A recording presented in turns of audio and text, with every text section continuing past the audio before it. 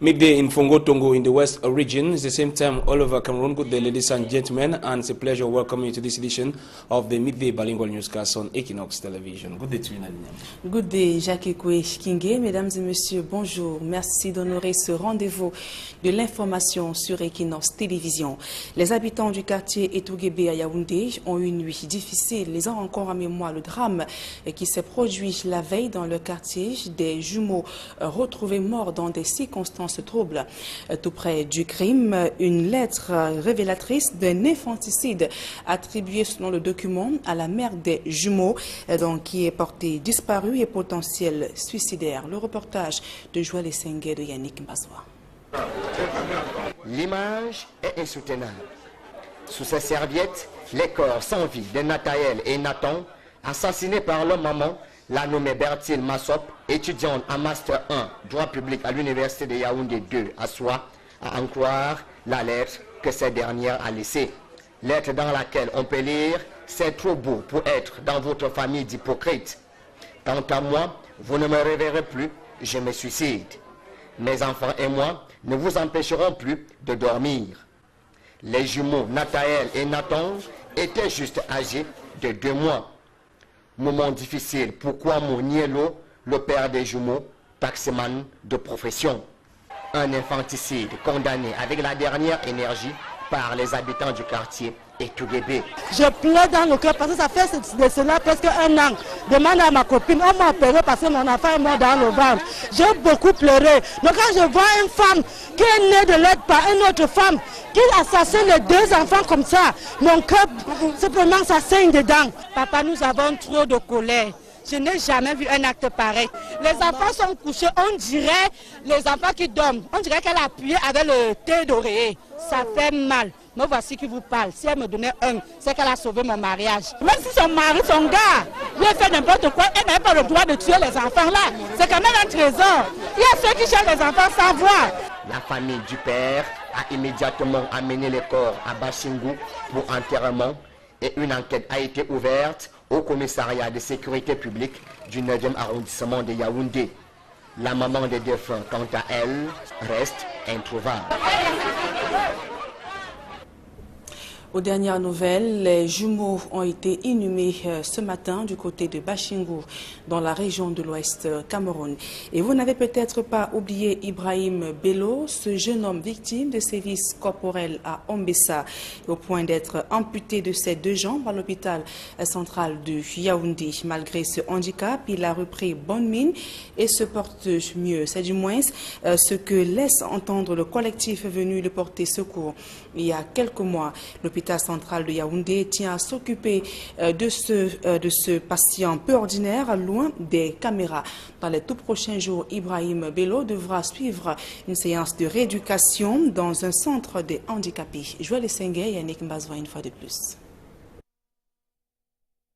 Impossible de le rencontrer, certes, mais les dernières nouvelles font état d'un Ibrahim Bello presque totalement remis de ses blessures. Les 2 jambes ont été amputées.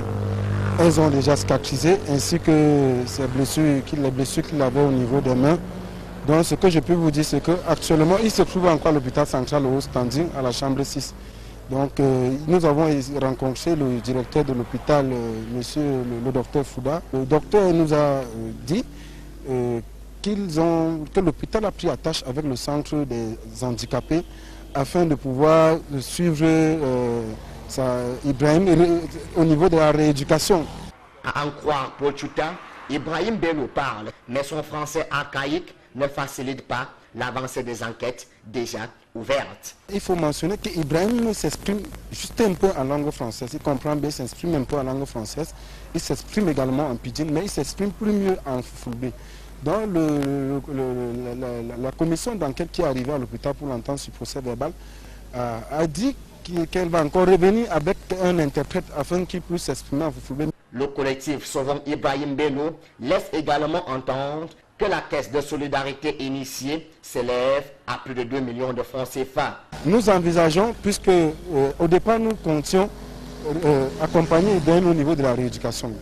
Comme le directeur nous a dit qu'ils vont prendre en charge, ce que nous voulons faire aujourd'hui, c'est pouvoir faire en sorte d'amener Ibrahim, à former Ibrahim dans un domaine bien précis, afin qu'à la fin de cette formation, qu'Ibrahim ne soit pas oisif. Donc nous voulons avec cet argent lui ouvrir un truc qui puisse prendre en charge. Donc c'est la réflexion que nous sommes en train de mener dans ce sens aujourd'hui. À titre de rappel, Ibrahim Bellou est ce jeune Camerounais dont l'histoire a ému la toile. Victime présumée de torture à Ombessa, il est interné à l'hôpital central de Yaoundé depuis le 24 mars 2017. Et c'est un coup de théâtre inattendu sur le ciel du Nigeria. À peine libérée entre les mains du groupe terroriste Boko Haram, certaines filles nigériennes de Chibok manifestent leur désir ardent de retourner auprès de leur bourreau. Donc il apparaît clairement des troubles psychologiques amplifiés durant les 3 années de captivité. Notre reporter a rencontré un psychologue et voici son reportage. Donald Brice Kamgan. Les 82 captifs de Chibok libérés ce week-end ont eu droit à un accueil des plus solennels de la part des autorités nigérianes. La vague d'ex-otages a été reçue par le président nigérian Muhammadu Buhari lui-même. Mais d'après un médecin qui consulte les jeunes filles, certaines présentent des signes du syndrome de Stockholm. En clair, elles expriment le vœu de retourner aux mains des membres de la secte islamiste qui les a retenues pendant 3 ans. En fait, c'est un syndrome d'identification à l'agresseur. Les personnes qui sont dans la souffrance souvent pensent que s'ils sont avec l'agresseur, ils sont en sécurité. Parce que la personne casse le moi personnel des individus. Le spécialiste ajoute que les ex-captifs doivent suivre une prise en charge appropriée pour reprendre une vie normale. Il y a les psychologues qui doivent faire ce boulot. C'est le travail psychologique. C'est le travail de la pensée, la façon dont on pense, la façon dont on rationalise un certain nombre d'affects, les émotions qu'on ressent, les pulsions qu'on peut avoir. Le psychologue va t'apprendre à gérer, à penser, à agir de façon plus saine. C'est en avril 2014 que plus de 270 lycéennes avaient été enlevées dans le nord-est du Nigeria par la secte islamiste Boko Haram. Après plusieurs vagues de libération, elles sont désormais 113 en kidnapping par la secte islamiste. Certaines filles ont enfanté en captivité. On parle religion à présent. C'est une nouvelle page ouverte au sein de l'Église évangélique du Cameroun. Après plusieurs années de tensions sanctionnées par des guerres de clans, la passation de service entre Isaac Batoumène et le nouveau président de l'Église évangélique du Cameroun, le révérend Ndje Toya, s'est déroulée hier au cours d'un conseil de le synode général extraordinaire tenu à Douala. Farel Bounia, Berthe-Bissaï. Journée mémorable pour les fidèles et sympathisants de l'Église évangélique du Cameroun. La passation de service entre le président sortant, le révérend Batoumène Isaac, et l'entrant, le professeur Ndje Toya Jean-Samuel, a eu lieu ce mercredi 10 mai au cours du Conseil synodal général extraordinaire tenu à la direction nationale de l'EEC à Akwa.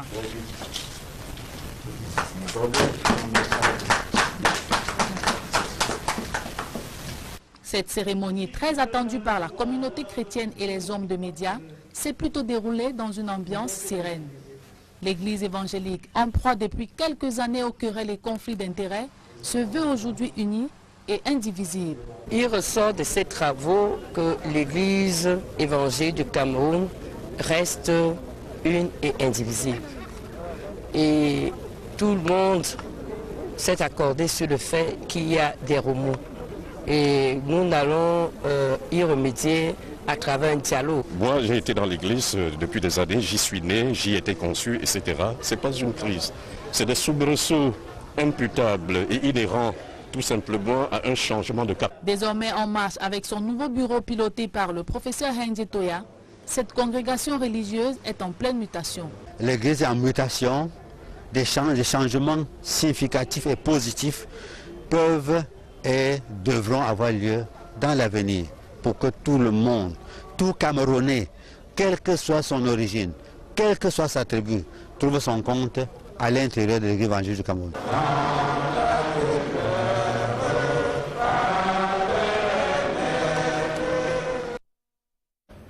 Et la conférence des chefs traditionnels du CAM se désolidarise du schisme prononcé par le Ngondo. Les garants de la tradition de ce département disent également apporter leur soutien à l'exécutif national de l'Église évangélique du Cameroun.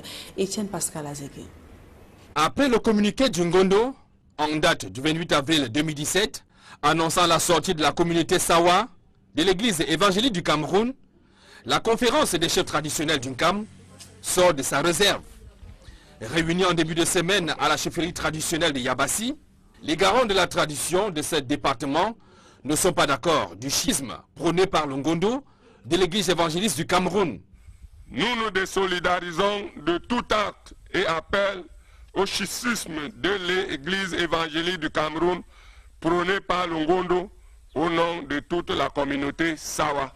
Nous condamnons avec la dernière énergie toute forme d'exclusion à caractère tribaliste, source de division et cruelle menace à la cohésion sociale entre les peuples d'une même région. Ils se disent par ailleurs solidaires à la nouvelle équipe dirigeante de l'Église évangélique du Cameroun conduite par le révérend Jean-Samuel Ndje. Par ailleurs, nous félicitons le nouveau bureau de l'Église élu en Ngaoundéré et souhaitons que Dieu l'accompagne dans sa lourde et délicate mission. Nous saluons également l'exemple de transparence qui a caractérisé les élections de Ngaoundéré au sein de l'Église évangélique du Cameroun.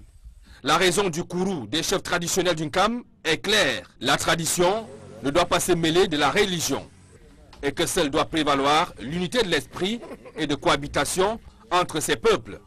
Nous croyons sincèrement que les affaires de l'Église doivent se régler à l'Église et les affaires de la chefferie à la chefferie. Chaque peuple est fier de son appartenance, personne ne choisissant où il doit naître.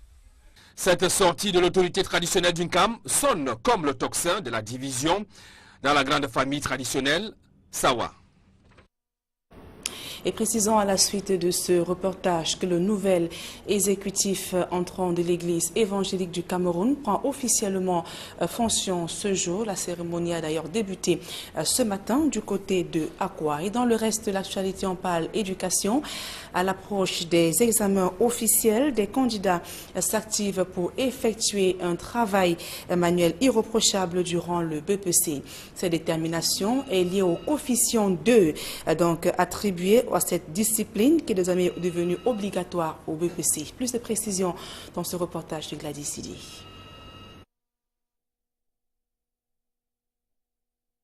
Le travail manuel désormais comme discipline, qu'est-ce qui a changé?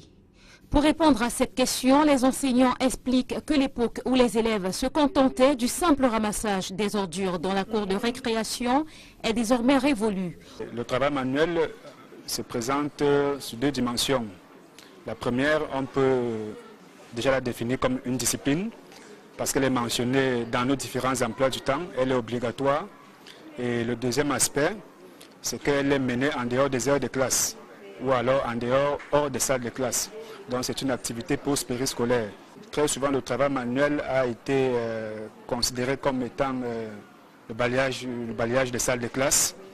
Il faut le dire aujourd'hui, vu la nouvelle note ministérielle, le travail manuel, on le retrouve même déjà au niveau de l'artisanat, on le retrouve même au niveau de l'élevage et même des activités agricoles par exemple. Désormais, les élèves s'impliquent davantage, d'autant plus que la discipline compte pour coefficient 2 et figure parmi les matières au BEPC. Elle permet en effet aux candidats d'engranger des points en plus qui pourront leur permettre de compléter leurs notes et de réussir à leur examen. On adapte le travail manuel selon le contexte. Et pour le lycée bilingue de Daïdo, il faut le dire, le travail manuel est reparti en modules. Module au niveau 1, au niveau 2 et au niveau 3. Et selon notre contexte, ce que nous essayons de faire ici, c'est beaucoup plus la verdure. Nous essayons de mettre sur pied une verdure et nous encadrons les enfants, nous entraînons les enfants sur le dessin d'art par exemple. Et nous allons aussi même jusqu'à la réflexion des tables bancs. Le coefficient, c'est le coefficient 2. Hein. Cependant, il n'y a pas encore d'enseignants spécifiquement formés pour dispenser cette matière. Mais qu'est-ce qu'on fait donc pour dispenser ces cours-là?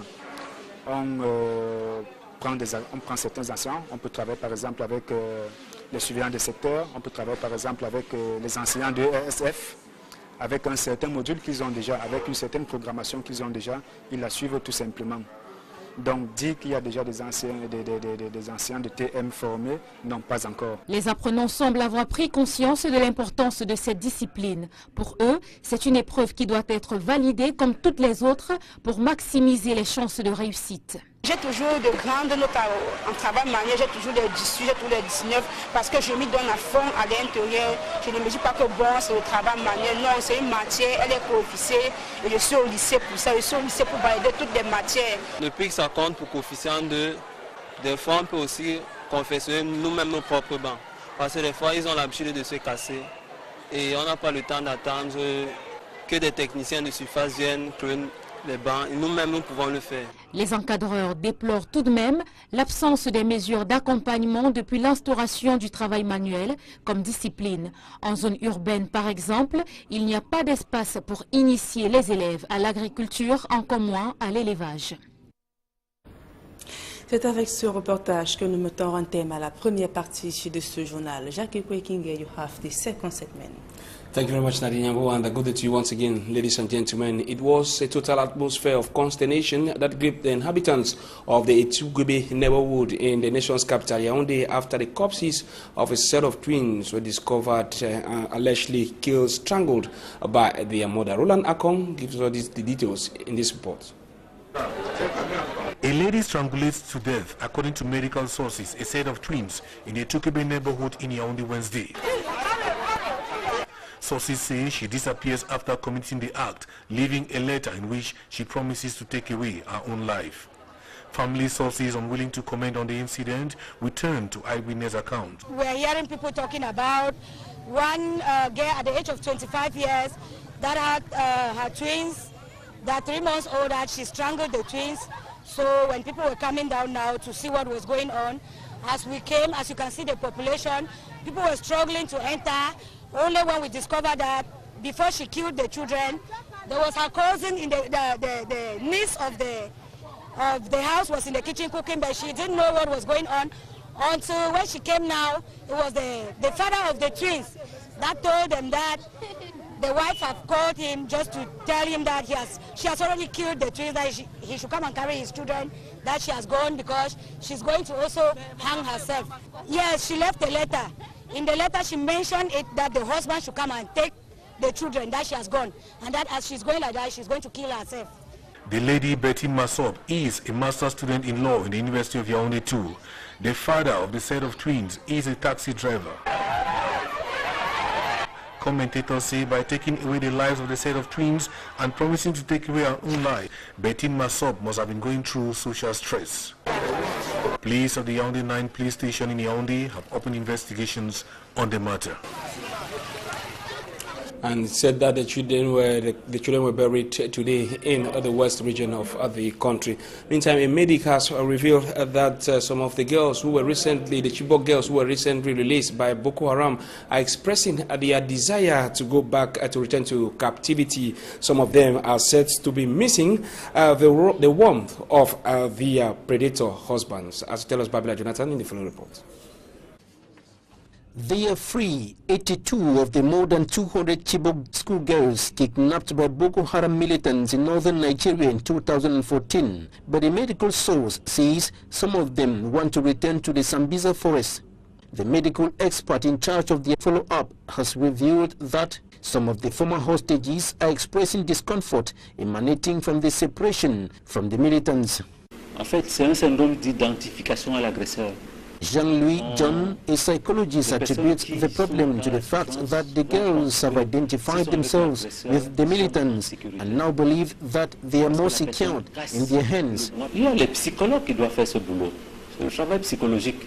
As a result, psychologists have to reshape their emotions and mindsets so that they will not be traumatized to the extent of attempting to escape back to the militants' camp. Le psychologue va t'apprendre à gérer, à penser, à agir de façon plus saine. Some of them are reported to have rejected freedom, preferring to stay back with their kidnappers in the forest.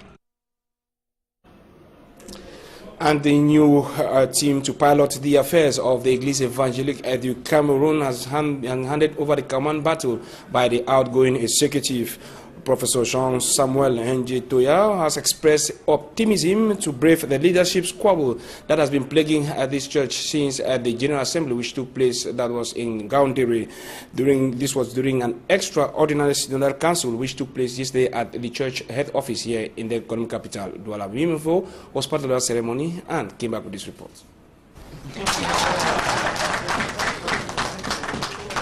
The symbolic signing of documents indicating the official transfer of power from the outgoing Bureau of Église Évangélique du Cameroun, led by Isaac Batome, to Jean-Samuel Henje-Toya. In this ceremony, there was the remarkable absence of Pastor Richard Priso, the controversial choice of the Sawa people who lost the elections in the General Assembly of OOC, which took place in Gaoundéré of the Adamawa region. His absence and that of other key delegates and officials at Église Évangélique du Cameroun is clear indication that the leadership torso in the church is far from being over.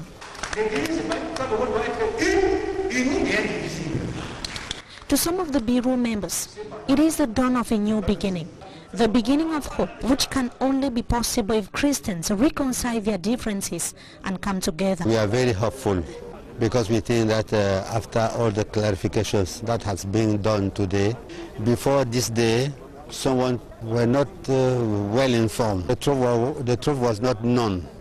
But I think that from today, all the good wills shall work together to bring a new future to Evangelical Church in Cameroon. The new Bureau of OOC is taking over the command baton few days after some Sawa traditional authorities rejected the results of the elections, saying that it was not consensual. The president in reaction said that tribalism has no place in the church and that his team would battle to ensure that the crisis he considers as minor is addressed. We are not in a crisis as such. We are just facing some new elements related to the change of leadership in our church. And I'm convinced that the church is not somebody's property. It is the property of God. Église Évangélique du Cameroun has to take care of the spiritual well-being of the church and its infrastructures. Schools, hospitals owned by OOC have been rocked with scandals, strikes and dilapidated structures. Nous allons nous mettre à pied d'œuvre pour pouvoir déjà identifier les problèmes majeurs qui minent l'Église. Madame Denise Fampu, one of the OOC Bureau members, said that the new team would handle these challenges as a priority.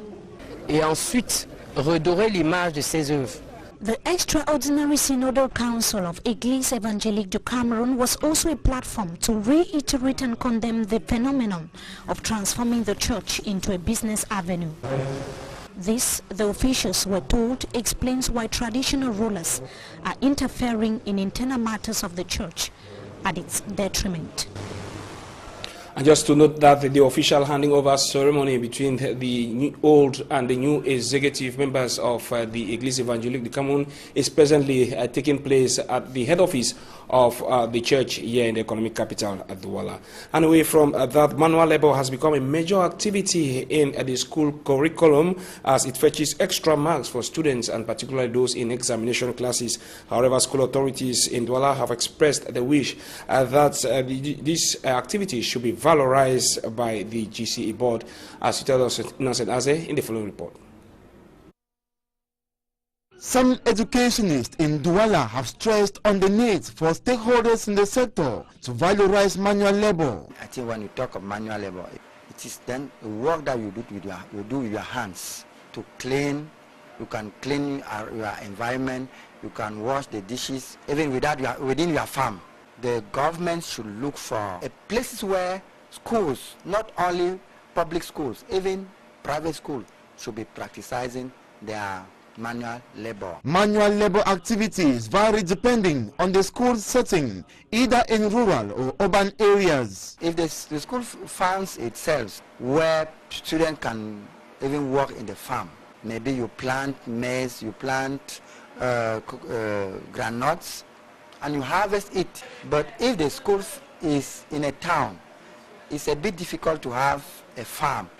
What they do is they clean, they sweep the floors, they pick papers, they even in some schools to construct things with their hands. Not only is it important to build the learners, but also helps to enable students earn more marks during examinations to cover up where they failed, since it is considered coefficient 2. The general examinations concerning the Francophone subsections, students are having extra marks, bonus marks.